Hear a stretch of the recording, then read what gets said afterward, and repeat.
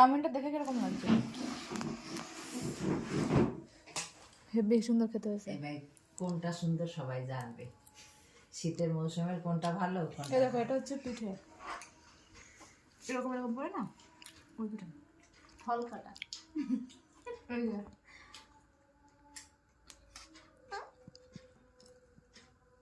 এর গন্ধটা হেব্বি আসছে। আমার মিঠুর খাওয়া দেখ বসেই পড়েছে প্লেটের উপরে। আমার মিঠু এটা ভালো খাবে, এটা ভালো খাবে মিঠু। দুধের জিনিস না বেশ সুন্দর খায়। আমি আরো ও বাবা তুমি তো বসেই পড়লে এরপরে, এরপরে তো বসেই পড়লে তুমি।